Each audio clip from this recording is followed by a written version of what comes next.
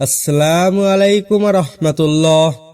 আপনি প্রতিদিন ঘুম থেকে উঠেন, চোখ মেলে দেখেন নতুন একটা সকাল শুরু করেন, কিন্তু যদি জানেন এই জীবনে প্রতিটা দিন আপনাকে এক ভয়ঙ্কর পরিণতির দিকে টেনে নিয়ে যাচ্ছে, তাহলে আপনি কি আর এভাবে কাটাতে পারতেন?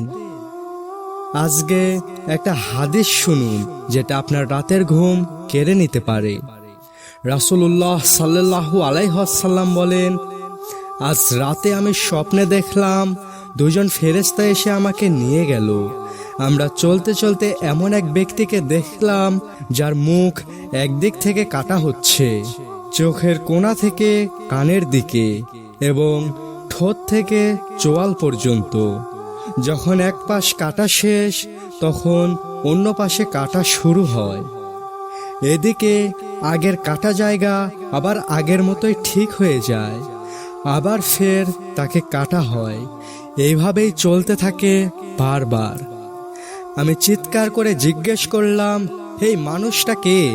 ফেরেশতা বললেন, এই সেই ব্যক্তি যে কোরআন শিখেছে কিন্তু সে অনুযায়ী চলে না, আর সালাতের সময় হলে নামাজ পড়ে না।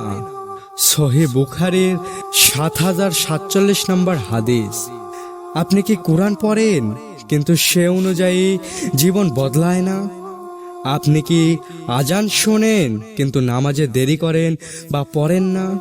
আপনি কি সালাত বাদ দেন কিন্তু জানেন না মৃত্যুর সময়টা নিশ্চিত?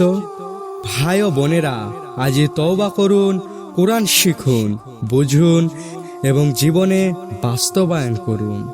নামাজে গুরুত্ব দিন, কারণ মৃত্যুর পর সময় পাবেন না, শুধু আফসোস, শুধু জ্বালা। তওবার দরজা এখনো খোলা আছে, ফিরে আসুন আল্লাহর পথে।